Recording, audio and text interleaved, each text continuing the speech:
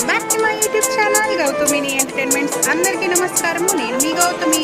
ఈరోజు వచ్చేసి mini blog ఏంటంటే మా ఫ్రెండ్ వాళ్ళ బ్రదర్ది రిసెప్షన్ అనమాట. రిసెప్షన్కి వచ్చాను. మా ఫ్రెండ్ని పరిచయం చేస్తాను. తినే నా ఫ్రెండ్ దీపిక. హాయ్. ఇంకా ఫంక్షన్లోకి వెళ్దాము.